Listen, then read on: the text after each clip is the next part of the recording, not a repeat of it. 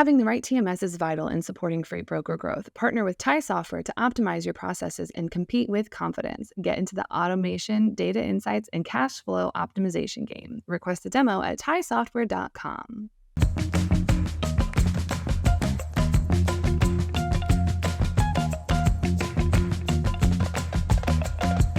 Welcome back to another edition of Check Call. Today we are covering an interesting move up north that Arrive Logistics has made.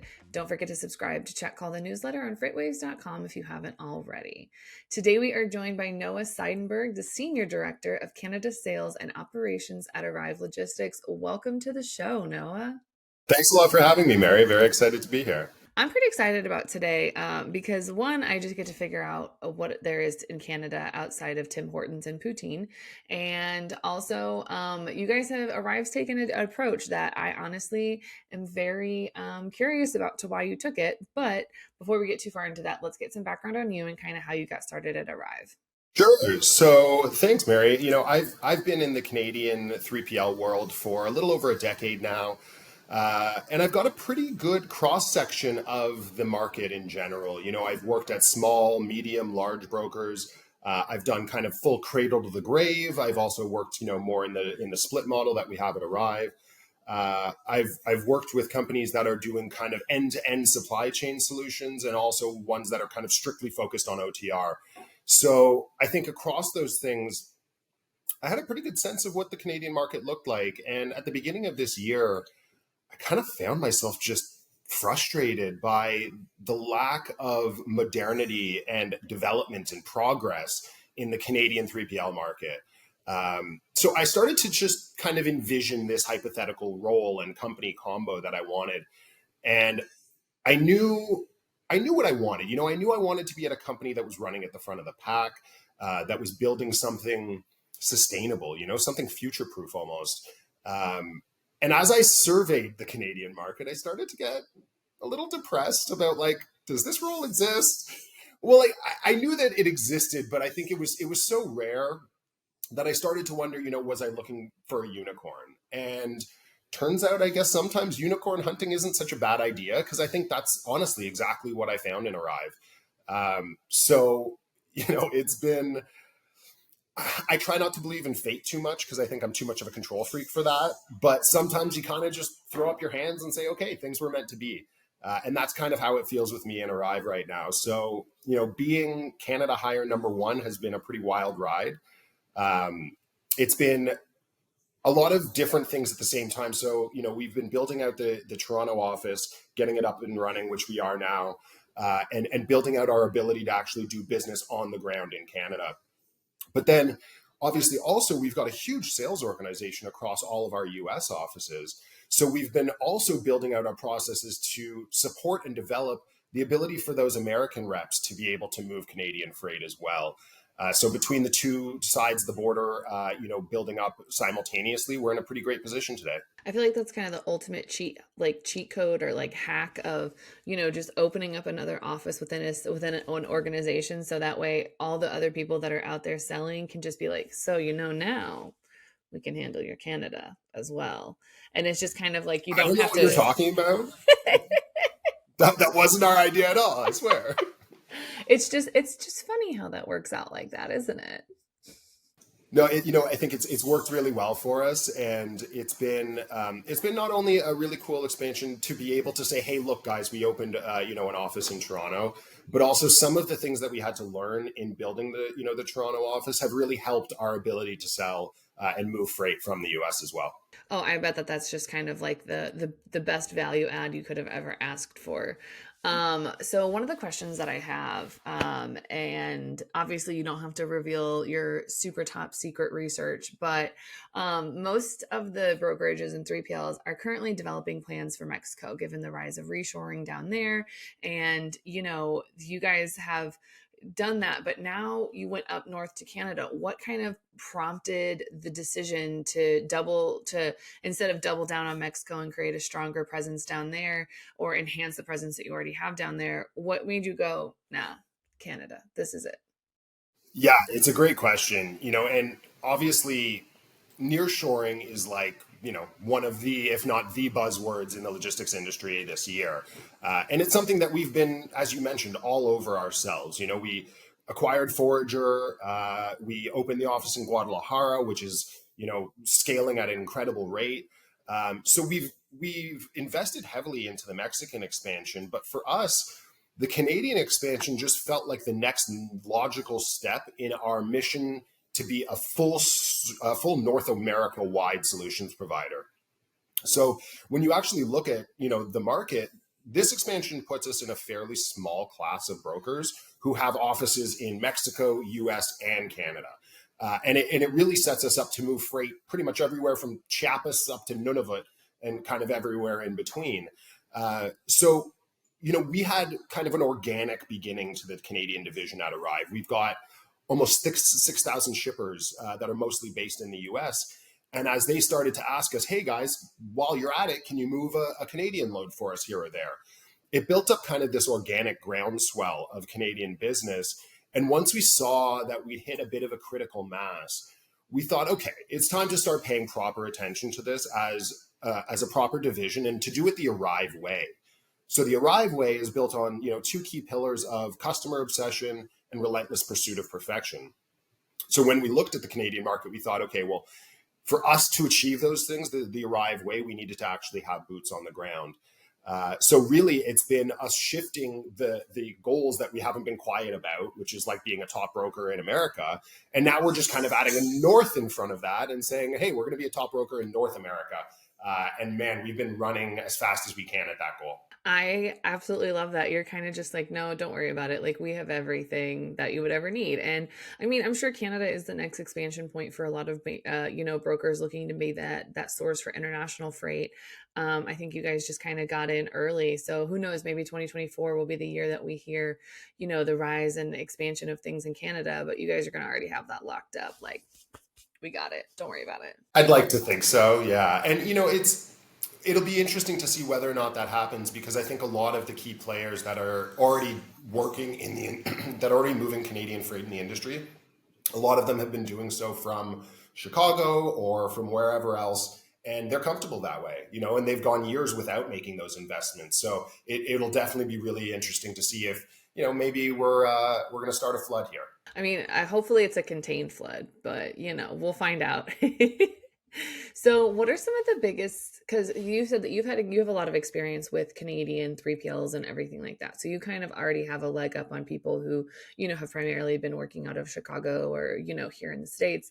What are some of the biggest challenges that come with setting up that office in Toronto, in Canada, where traditionally a company hasn't done business before? Sure. Yeah. And, obviously it's an expansion into a new country is never just a simple, easy thing. Luckily, we learned a lot of really great lessons from the Mexican expansion. So obviously the specifics are different that we need to accommodate for, but the items, the type of things that we're looking at are pretty similar. So, with any geographical expansion, you're going to be looking at, making sure you're accounting for legal, governmental, financial differences between the countries. But luckily, even though I was Canada hire number one at Arrive, there's been people at Arrive that long predate my arrival who have great expertise in, Canadian laws and practices. Our chief legal counsel is actually Canadian. So we've been able to work through those challenges in, I would say, as swiftly as, your typical bureaucracy kind of allows. But I think, one of the big things that jumps out to me as a challenge, which is also a great opportunity for us, is, personally, I've followed Arrive's historic growth for the last, 5-6 years in particular. And I kind of just assumed that everybody else was following along with me in Canada. And as we've gone to the Canadian market, I think what we've seen is that, man, we've still got some real work to do to put our name on the Canadian part of the map.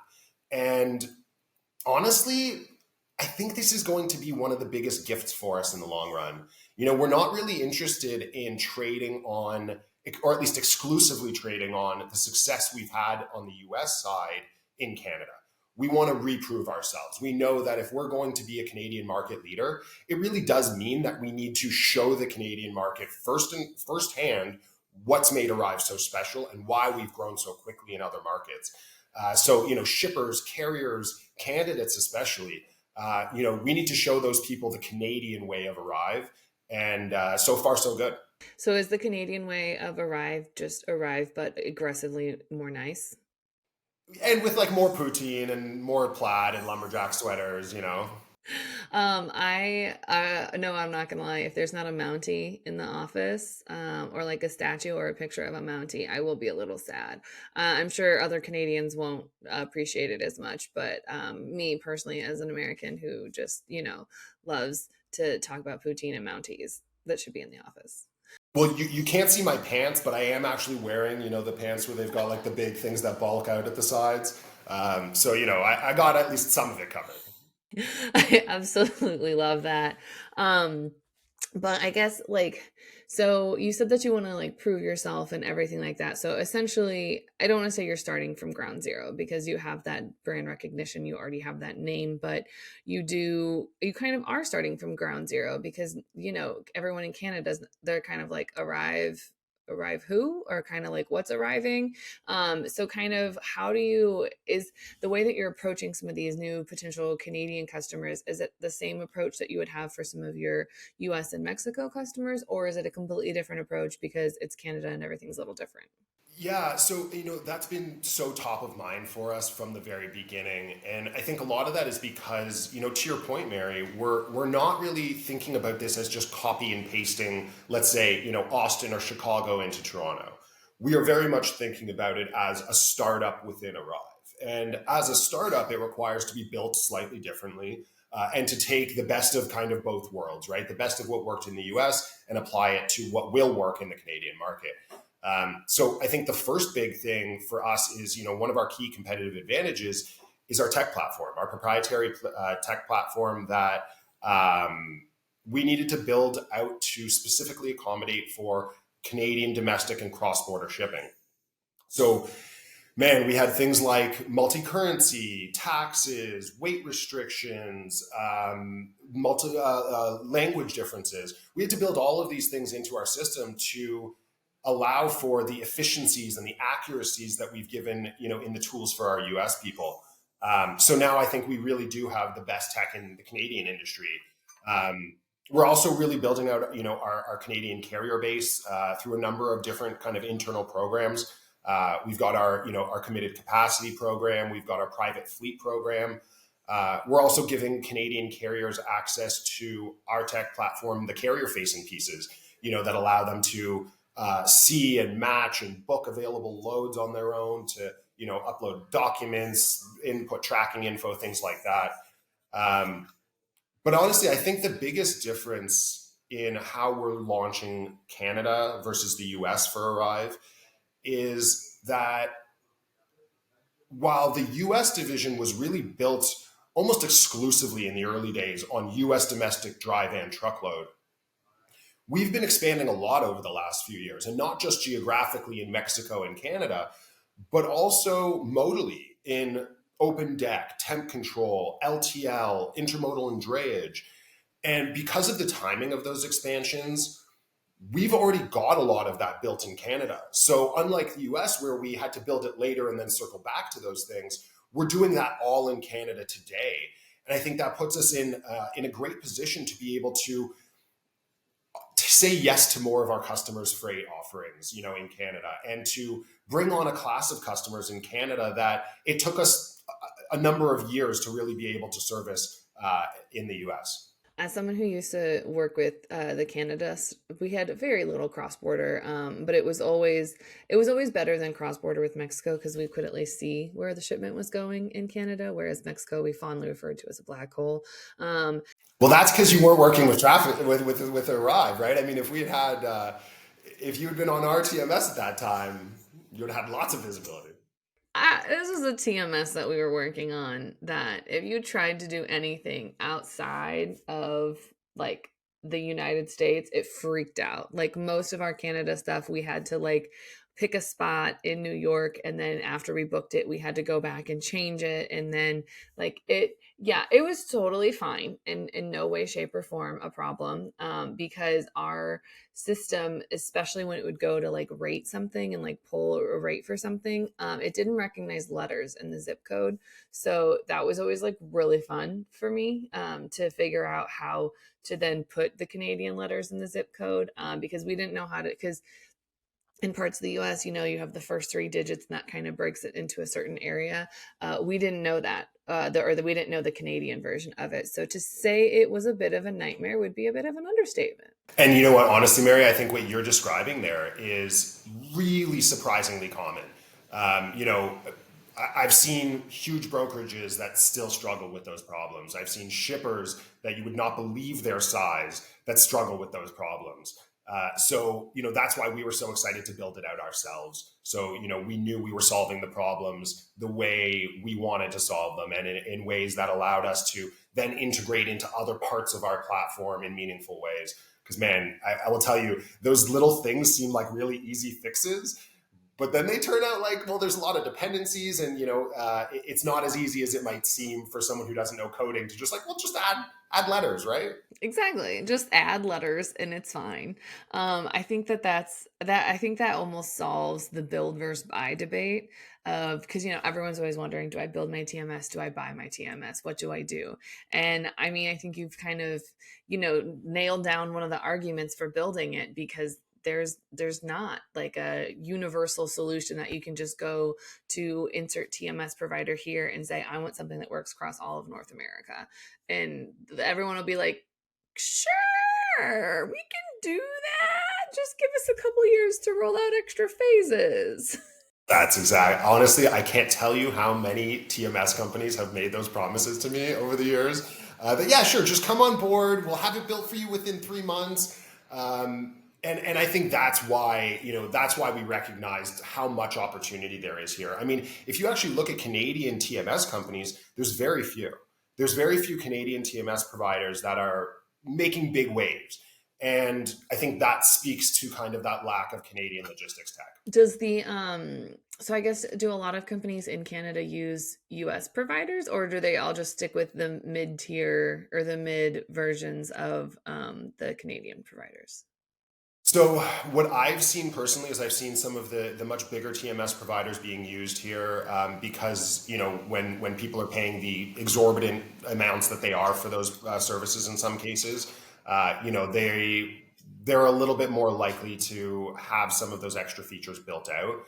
But if you're in a brokerage position where you can't afford 100,000 setup fee and a few hundred a month, a few 100,000 a year in cost, well, yeah, you might be left with completely inadequate solutions. And what I've seen personally is a lot of ad hoc workarounds. A lot of, oh, okay, well, yeah, there's this hole in the system here, so we have to do this. We have to either build multiple codes, or we have to, have the same customer show up in 5 different places so that we can apply the right principles to them. So yeah, I'd say a lot of ad hoc workarounds where the tech isn't there to support it. So then the questions I have is, so Canada is a bigger than the US, but you say the 3PL market is smaller. Well, I mean, the first thing is basically the population more than anything. Canada has, approximately, let's say, 10%, give or take, of the U.S. population. So obviously, we don't expect there to be quite as much industry here, and obviously, the industry drives the supply chain needs. But we are still a pretty major player worldwide in the supply chain world, and some of that is anchored by a few big pieces. One of those is the Port of Vancouver. It's the third biggest port in North America. The volume that moves through that port is astounding. Recent strikes notwithstanding, they're one of the better ports that you could use in North America. Toronto is the fourth biggest city in North America. We've got Canada is the largest U.S. trading partner every year, to the tune of 1.3 trillion, more than 1.3 trillion every year. So we definitely are a big player. We are a supplier of some pretty meaningful commodities around the world, things like crude and refined petroleum, automotive products, agricultural products. We've got a really strong import economy as well, bolstered partially by a very multicultural population. But the market, the Canadian 3PL market's expected to hit about 25 billion by 2028. So fine, it may not be the numbers we're looking at in the US, but hey, 25 billion is a pretty big number. And that means there's a lot of money to go around there. 25 billion is more money than I even know how to comprehend in my brain. I struggle with 1 billion because to me, like 100 million is like close to a billion, but it's not. You need 900 more million, which is a lot. Like, look, that's more money than I can even fathom to see in my lifetime. So yeah, and I think one of the things that excites us the most when kind of the dynamics of the Canadian market, even in its size, is a lot of the key players in the industry are really kind of legacy companies.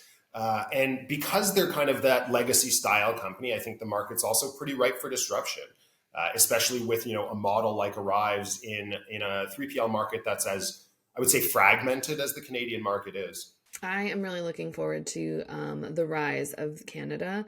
It seems you're painting it a little bit like a sleeper agent, so I'm very much looking forward to that. That being said, we are running out of time, but Noah, we have peppered your coworker David Spencer with endless questions about his life. So today it's your turn. Is a hot dog a sandwich? Oh man. Okay, so you're opening a can of worms here a little bit. I'm a former philosophy student, so I see this from like What have I done? hey, you did it. It's on you. So I see this as like a semantics and epistemology problem, but I'm going to boil it down. So as far as I'm concerned, you've got meat between bread. That's a sandwich. And I think the trouble is if we're not willing to grant a hot dog sandwichhood, then we are, yeah, I just made up that word, sandwichhood. Then now we have to throw out a bunch of other sandwiches. Like, what about a sub? That comes on a bun. What about a brisket sandwich? Sometimes those come on buns. Those are all definitively sandwiches. So I think there's a very slippery slope. And even the shape people have a problem with. Well, you cut your square sandwiches in half, that creates rectangles. Those are pretty similar to the shape. So I don't know. These are the thoughts that keep me up at night. I'm pleased to know that Merriam-Webster has recently sided with me in definition. I mean, I love that, Miri. I love that for Merriam-Webster and you. However, I still stand by my argument that when you go to a deli and you order a sandwich, you're not going to get a hot dog. Like, you're just not. You're not going to see a hot dog on the deli menu. But I respect where you're coming from, and you are making me question all sandwiches. So thanks for the philosophical, existential crisis on hot dogs. Can't wait to deal with that at 2:00 in the morning when I'm trying to go to sleep tonight. But if anyone wants to reach out to you on, maybe best ways for approaching a Canadian shipper, getting started in Canada, or their own philosophical thoughts at 2 a.m. about hot dogs, where can they find you outside the show? You can reach out to me, N. Seidenberg at arrivelogistics.com, or you can contact us through our website. Find me on LinkedIn. I'm all over the place. All right, you guys heard it here first. Noah's DMs are open, and I would like to encourage you to send him a message at 2 a.m. while you're awake with your thoughts. Only if it's about hot dogs. You can find Check Call the Podcast anywhere you get your podcasts, like Apple Podcasts and Spotify. Don't forget to check out all the other incredible FreightWaves podcasts, such as Rethinking, Reshoring, and Great Quarter Gals. You can subscribe to the newsletter on freightwaves.com/checkcall. See you on the internet.